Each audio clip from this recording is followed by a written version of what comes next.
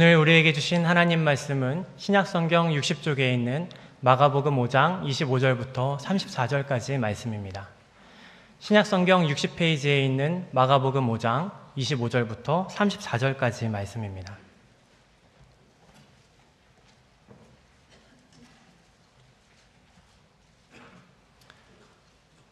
이제 말씀을 봉독합니다. 하나님의 말씀을 경청하시기 바랍니다. 12해를 혈루증으로 알아온 한 여자가 있어 많은 의사에게 많은 괴로움을 받았고 가진 것도 다 허비하였으되 아무 효험이 없고 도리어 더 중하여졌던 차에 예수의 소문을 듣고 무리 가운데 끼어 뒤로 와서 그의 옷을 손을 대니 이는 내가 그의 옷에만 손을 대어도 구원을 받으리라 생각함일러라. 이에 그의 혈루 근원이 곧 마름에 병이 나은 줄을 몸에 깨달으니라. 예수께서 그 능력이 자기에게서 나간 줄을 곧 스스로 아시고 무리 가운데서 돌이켜 말씀하시되 누가 내 옷에 손을 대었느냐 하시니 제자들이 여짜오되 무리가 에워싸 믿는 것을 보시며 누가 내게 손을 대었느냐 물으시나이까 하되 예수께서 이 일 행한 여자를 보려고 둘러보시니 여자가 자기에게 이루어진 일을 알고 두려워하여 떨며 와서 그 앞에 엎드려 모든 사실을 여쭈니 예수께서 이르시되 딸아 내 믿음이 너를 구원하였으니 평안히 가라 내 병에서 놓여 건강할지어다. 아멘. 어느 주일날 아침 미국의 한 가정에서 교회 가는 문제를 놓고 아들과 엄마가 논쟁을 하고 있었습니다. 어머님, 오늘은 정말 교회 가고 싶지 않습니다. 아들아 무슨 일이냐, 무슨 이유 때문에 교회를 그처럼 가고 싶지 않은 거냐. 세 가지 이유가 있습니다. 하나는 교인도 얼마 안 되는데 그저 무표정한 얼굴로 듬성듬성 앉아있는 그 모습을 더는 볼 수가 없습니다. 오늘도 장로님이 대표 기도를 할 텐데 준비도 안 하고 길게 하는 기도 지루해서 앉아있을 수가 없습니다. 연습도 안 한 성가대가 화음도 안 맞는 찬양을 부르는 거 정말 듣는 것이 괴롭습니다. 그러자 엄마가 얘기합니다. 아들아, 그래도 너는 교회를 가야 된다. 교회를 가야 될 이유가 세 가지인데 하나님을 믿는 사람에게는 예배는 선택이 아니고 의무이기 때문에 가야 된다. 그리고 교회를 가는 것은 하나님을 보러 가는 것이지 사람 보러 가는 것이 아니니까 장로님의 기도나 성가대의 찬양이나 너무 신경 쓰면 안 된다. 그리고 세 번째 이유는 이 이유가 가장 중요한데 네가 그 교회 담임 목사이기 때문에 너는 꼭 그 교회를 가야 된다. 여러분, 하나님을 믿는 사람들에게 예배의 소중함에 대해서 이야기를 하고 또 예배의 중요성에 대해서 강조하는 일은 아무리 해도 지나치질 않습니다. 왜냐하면 예배는 하나님을 믿는 성도들이 하나님께로부터 많은 은혜를 받고 또 여러 가지 하나님으로부터 도움을 받는데 그 은혜를 받고 도움을 받는 공식적인 채널이 예배이기 때문에 그렇습니다. 언제나 하나님은 예배를 통해서 우리들의 마음에 위로를 주시고 또 평안도 주십니다. 또 예배를 통해서 우리들에게 깨달음을 주시고 지혜도 주십니다. 어떤 때는 예배를 통해서 우리에게 새로운 용기도 주시고 또 새로운 힘을 주십니다.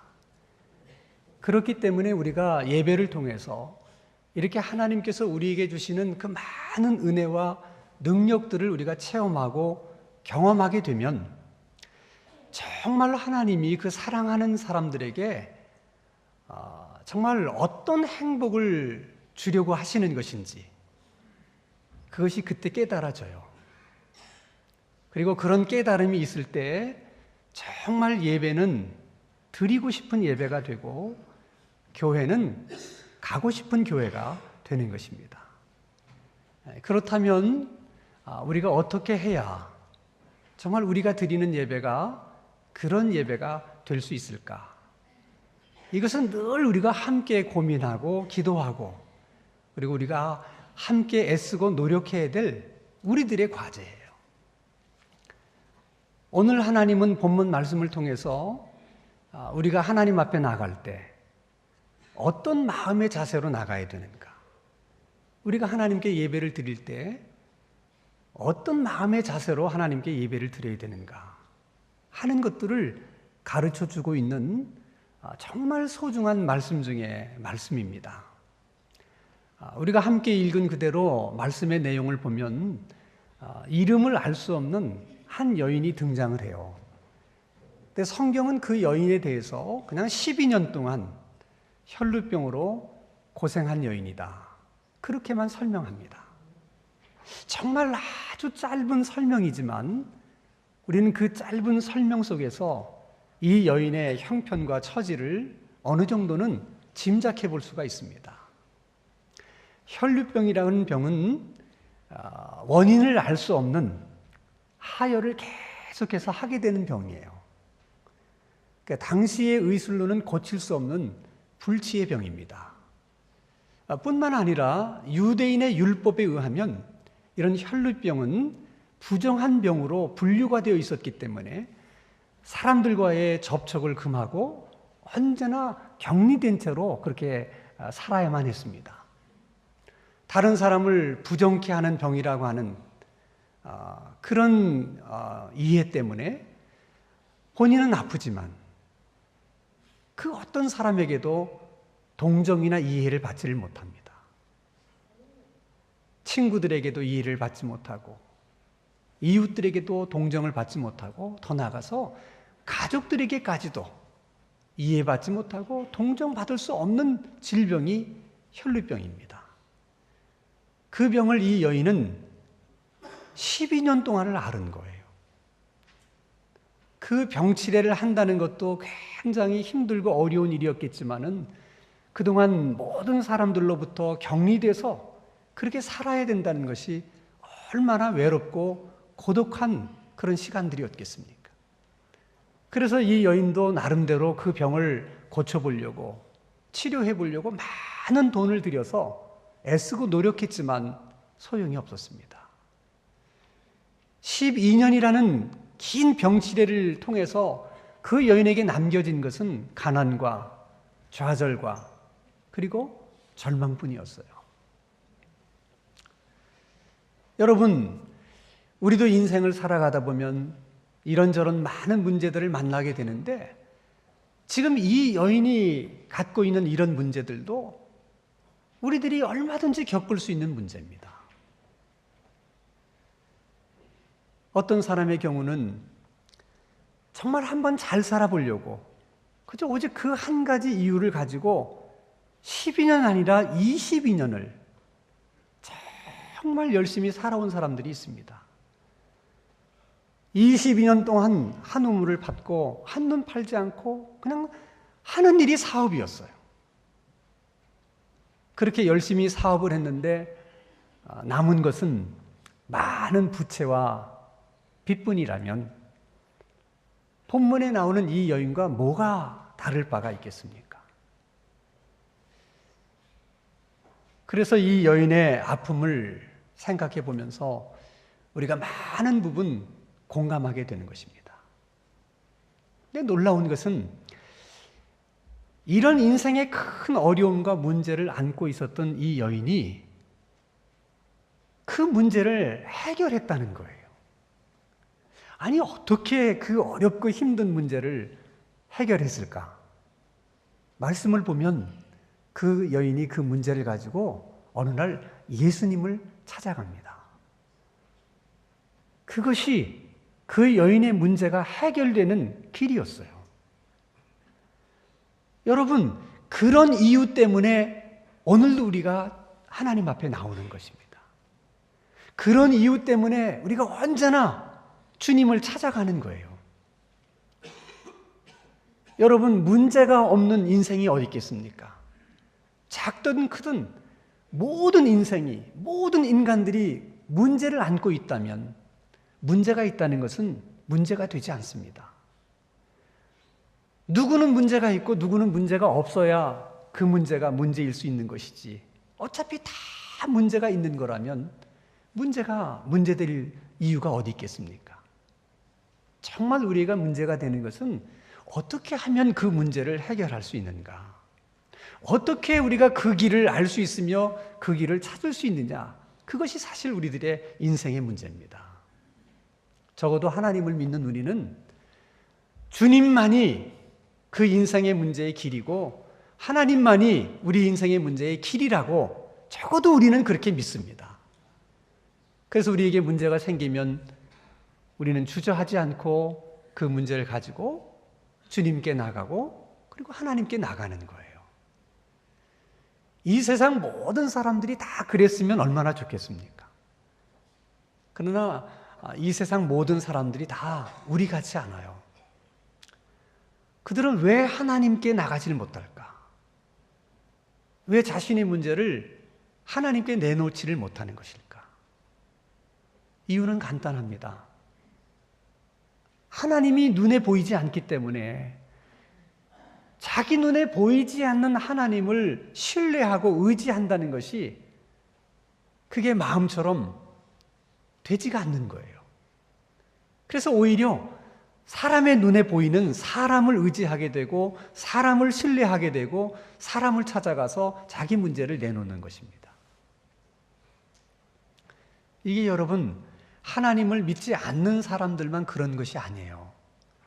교회를 다니는 사람도 그리고 하나님을 믿는 사람들도 가끔씩은 하나님보다는 사람을 더 의지하고 사람을 더 신뢰하고 그 사람이 내 문제를 해결해 줄 것이라고 믿는 경우가 얼마나 많은지 모릅니다. 성경 속에 나오는 믿음의 조상 아브라함도 그랬어요. 하나님께서 약속하신 땅 가나안 땅에 아브라함이 도착했을 때 정말 100년에 한 번 있을까 말까 한 큰 가뭄이 그 가나안 땅을 덮칩니다. 먹을 게 없었어요. 그때 아브라함은 그 문제를 가지고 하나님 앞에 나간 게 아닙니다. 그냥 자기 눈으로 볼 때 이 문제를 해결할 수 있는 길이 뭘까? 그래서 이집트로 내려갑니다. 이집트는 언제나 물이 있었고 식량이 풍부했기 때문에 그 문제를 쉽게 해결할 수 있으리라고 생각하고 간 거예요. 자, 이집트에 갔습니다. 아브라함의 생각처럼 식량의 문제는 해결이 됐어요. 근데 한 번도 아브라함이 생각해 보지 못했던 새로운 문제를 그곳에서 만나게 됩니다.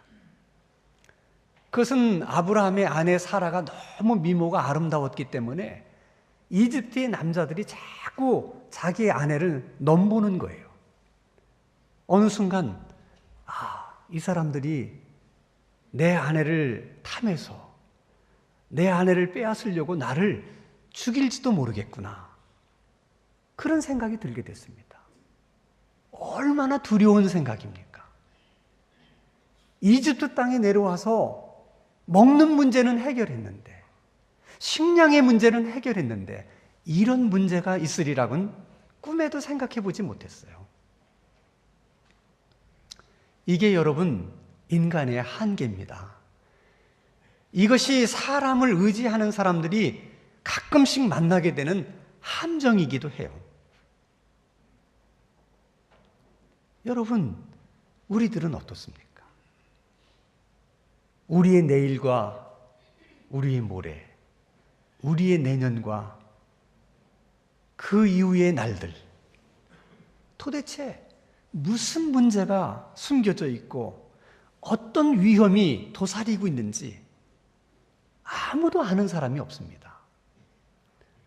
그래서 사람의 눈에 보기에 좋은 대로 판단하고 선택하고 행동해서만은 안 되는 거예요. 하나의 문제가 해결됐다고 다 해결되는 게 아닙니다. 그래서 모든 것을 알고 계시는 전지하신 하나님, 그 하나님 앞에 우리가 문제를 들고 나가고 그 하나님을 의지하고 그 하나님을 신뢰해야 되는 줄로 믿습니다. 이렇게 문제가 있을 때 그 문제를 가지고 하나님 앞에 나갈 수 있다는 것, 그 자체가 큰 복이에요. 얼마나 큰 은혜인지 모릅니다. 그러나 여러분, 문제가 있을 때 그 문제를 가지고 하나님 앞에 찾아 나가는 것이 정말 소중하고 중요한 일이지만, 그보다 더 중요한 일이 있어요. 그것은 하나님 앞에 나갈 때 아무 생각 없이 그냥 나가는 것이 아니라 기대하는 마음으로 나가는 거예요. 우리가 아무리 열심히 하나님 앞에 나간다 하더라도 아무 생각 없이 나가는 것은 큰 의미가 없습니다. 언제나 하나님 앞에 나갈 때는 뭔가를 기대하는 마음을 가지고 나가야 돼요. 오늘 본문의 이 여인의 경우도 그렇습니다. 자, 여러분, 이 여인의 병은 당시 의학으로는 고칠 수 없는 병이에요. 그래도 이 여인은 12년 동안 많은 돈을 들여서 그 병을 고쳐보려고 애썼지만 소용이 없었어요. 그런데도 그 여인은 지금 똑같은 그 문제를 가지고 주님 앞에 나가는 거예요. 무슨 마음으로 나갔겠습니까? 내가 12년 동안 노력했지만 해결받지 못했던 문제지만 그래도 예수님 앞에 이 문제를 가지고 가면 해결할 수 있을 거다. 그래도 예수님은 이 문제를 해결해 주실 것이다 하는 기대를 가지고 주님 앞에 나간 거예요. 그것을 예수님은 그 여인의 믿음이라고 해석을 합니다. 그래서 그 여인에게 예수님 말씀하십니다. 딸아, 평안히 가라. 네 믿음이 너를 구원했다.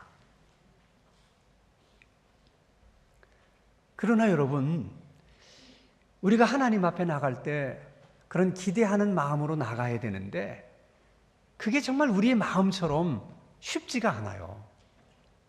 왜 그렇습니까? 아니, 의사가 고치지 못한다는 병인데, 그리고 내가 노력을 안 해봤나? 내가 12년 동안이나 노력해봤지만은 아무 소용이 없었던 그 일을 내가 예수님에게 가지고 나간다고 해서 안 되던 일이 되겠는가? 아니, 예수님이라고 뾰족한 방법이 있겠는가? 이런 생각들이 끊임없이 우리의 생각을 사로잡기 때문에 기대하는 마음을 갖고 나가고 싶지만은 그게 안 되는 거예요. 너무나 우리들이 살아온 삶 속에 이런 부정적인 많은 경험들이 나도 모르는 사이에 부정적인 생각들을 많이 만들어내요. 그래서 하나님이 자기를 찾으러 오는 모든 사람들에게 이렇게 말씀을 하십니다. 히브리서 11장 6절 우리가 한번 같이 읽겠습니다. 시작. 믿음이 없이는 하나님을 기쁘시게 하지 못하나니 하나님께 나아가는 자는 반드시 그가 계신 것과 또한 그가 자기를 찾는 자들에게 상 주시는 이심을 믿어야 할지니라. 자, 믿음이 없이는 하나님을 기쁘시게 할 수 없다.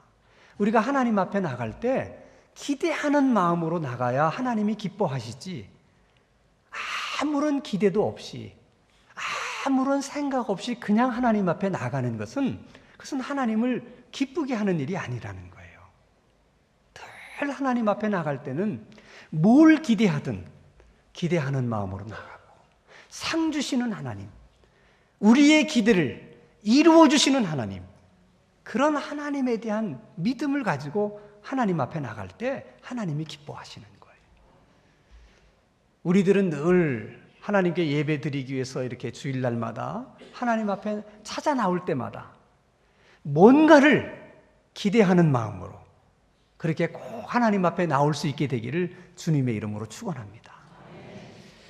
여러분, 기대를 가지고 하나님 앞에 나오는 이 일이 하나님을 그렇게 기쁘시게 하는 일임에도 불구하고 그 마음으로 하나님 앞에 나오는 그 길이 항상 열려있는 평탄한 길만이 아니라 그 길을 방해하는 여러 가지 또 장애들이 있다는 거예요. 그게 참 이해가 안 돼요. 하나님이 기뻐하시는 길인데 왜 그 길로 달려갈 때 그 길이 평탄한 길이면 얼마나 좋겠어요. 단숨에 달려갈 수 있으면 얼마나 좋겠어요. 그런데 왜 그 길에 많은 장애들이 있을까? 그것은 어쩌면 하나님이 기뻐하시는 일이기 때문에 그 일을 시샘하는 그런 시험들 때문에 이런저런 장애가 있는지도 몰라요. 자, 이 여인의 경우도 그렇습니다. 12년 동안 노력했지만 안 된 일, 그러나 주님은 하실 수 있을 거야. 그 기대를 가지고 예수님께 나가는 그 발걸음이 얼마나 기대에 찼겠습니까? 열심히 주님 앞에 달려갔는데 막상 가보니까 예수님을 애워싸고 있는 사람들이 너무 많은 거예요. 이 여인이 앓고 있는 혈루병이라고 하는 이 병의 특성상 사람들은 예수님께 가지 못하게 만드는 가장 큰 장애물입니다. 그런데 그 장애물이 하나 둘만 있는 게 아니라 아예 예수님을 애워싸고 있는 거예요.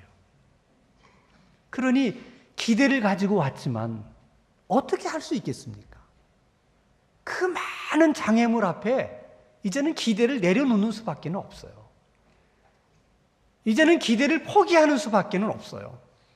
그 많은 장애물들이 이 여인이 가진 기대를 산산조각 다 부셔버렸어요. 여러분, 오늘 우리들도 그렇지 않아요? 우리가 주님 앞에 나올 때 나름대로 많은 기대를 가지고 나오시는 분들이 계실 거예요. 근데 막상 기대를 가지고 나왔는데 우리의 그 기대를 산산조각 부셔버리는 것들이 있다고요. 그것은 이 여인처럼 많은 사람들이 아니에요.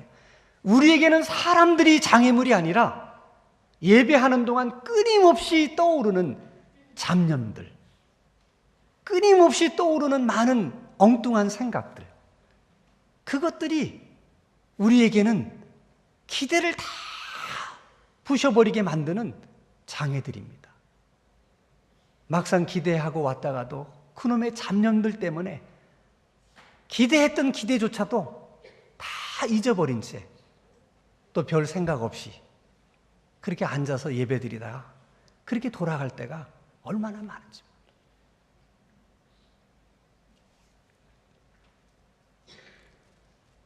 이 여인의 입장에서 보면 모든 여건과 환경은 이제는 기대를 내려놓고 이제는 기대를 포기할 수밖에 없는 그런 환경과 여건이었지만, 근데 놀라운 사실은 오히려 그런 상황이었고 그런 환경이었기 때문에 이 여인은 오히려 그 기대가 더 간절해졌다는 거예요. 이 부분이 이 여인에게서 발견하는 탁월성입니다. 똑같은 상황이에요.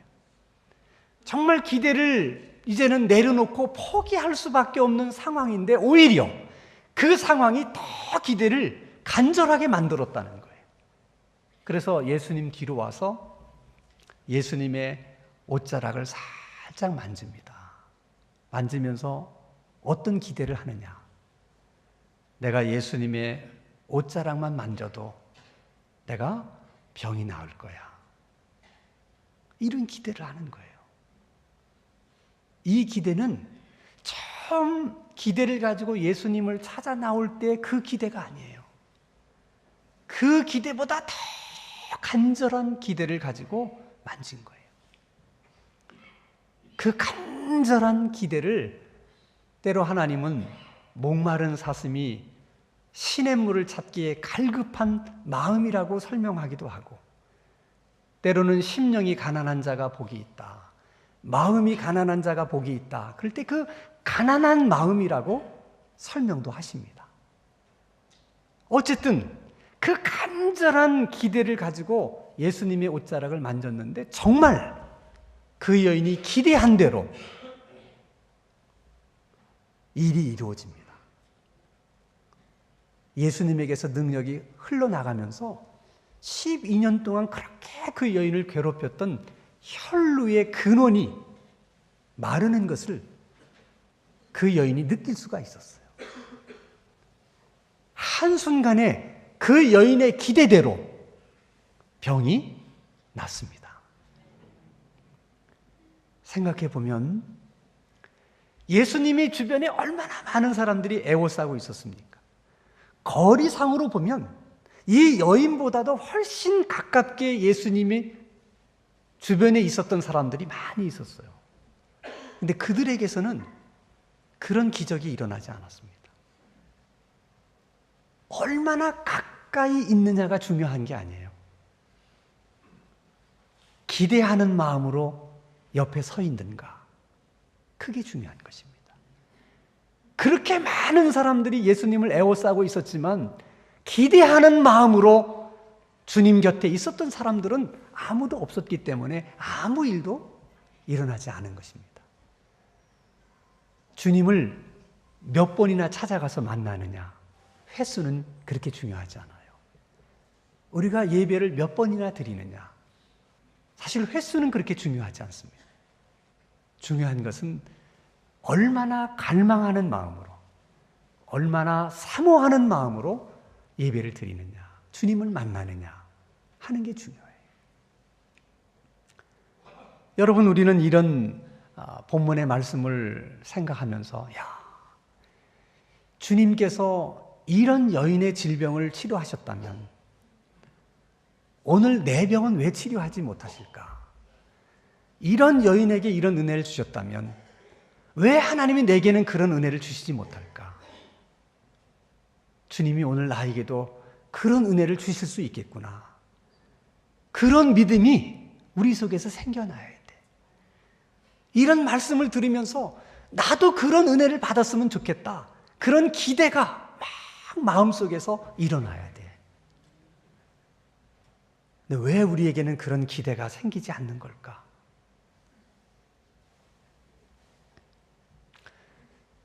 학교 선생님이 자기 반 학생들에게 한 명씩 물어봤어요. 너는 장차 꿈이 뭐냐? 그랬더니 한 학생이 저는 장차 재벌 2세가 되는 것이 꿈입니다. 그런데 선생님, 저는 걱정이 있습니다. 아니, 재벌 2세가 되는 꿈을 가진 네가 무슨 걱정이 있느냐? 우리 아버지가 노력을 하질 않아요. 여러분, 우리들은 본문의 여인처럼 정말 이런 능력을 받고 싶어요. 이런 은혜를 나도 한번 경험해 보았으면 좋겠다. 그런 마음이 있어요. 근데 하나님이 노력을 하지 않는 것처럼 생각해. 마치 하나님이 주시기를 아주 꺼려하시고 아까워하시는 하나님인 것처럼 우리는 생각해요. 그렇지 않아요. 역대하 16장 9절 말씀을 보면 여호와의 눈은 온 땅을 두루 감찰하사 전심으로 자기에게 향하는 자들에게 능력을 베푸신다 그랬어요. 전심으로, 기대하는 마음으로, 간절한 마음으로 주님을 찾는 자들에게 오늘도 주님은 능력을 베푸십니다. 여러분, 예수 믿는 사람들에게 있어서 예배는 하나님께 드려야 될 의무이기도 하지만 예수 믿는 사람들이기 때문에 예배할 수 있는 권리이기도 합니다. 우리가 기대하는 마음으로, 믿음으로 하나님께 예배를 드리면 우리 하나님은 우리의 예배를 통해서 영광을 받으시고 우리는 그 예배를 통해서 감사와 기쁨과 행복이 넘치게 되는 것입니다. 우리 하나님은 우리 삶에 우리에게 무엇이 필요한지를 너무나 잘 알고 계세요. 그 필요를 언제나 하나님은 준비하고 계십니다. 그리고 이렇게 하나님을 예배하는 시간을 통해서 하나님이 그걸 나누어 주기를 원하시는 거예요. 그러므로 여러분, 언제나 하나님 앞에 나올 때마다 그냥 나오지 마시고 기대하는 마음으로 나오십시오. 그리고 예배를 드릴 때마다 간절한 마음으로, 사모하는 마음으로, 열망하는 마음으로, 그 마음으로 하나님을 터치하십시오. 그러면 그 하나님으로부터 능력과 은혜가 흘러나와서 우리 가운데로 흘러들어올 줄로 믿습니다. 예배 때마다 그런 놀라운 하나님의 은혜의 역사가 항상 있어질 수 있기를 주님의 이름으로 축원합니다. 기도합니다. 거룩하신 하나님 아버지, 우리가 하나님 앞에 나올 때마다 늘 기대하는 마음이 있게 해주시고 늘 기대하는 마음을 갖고 나올 수 있게 하여 주시옵소서. 예배를 드릴 때마다 사모하는 마음, 열망하는 마음으로 예배를 드리게 하여 주시옵소서. 주님으로부터 능력이 흘러나와 12년 동안 혈루병으로 고생하던 그 여인의 혈루의 근원이 마른 것처럼 그 능력이 흘러나와 우리들의 질병의 근원을 마르게 하시고 미움과 교만의 근원도 마르게 하시고 불평과 원망의 근원도 마르게 하시고 궁핍함과 가난의 근원도 마르게 하여 주시옵소서. 예수님의 이름으로 기도하옵나이다.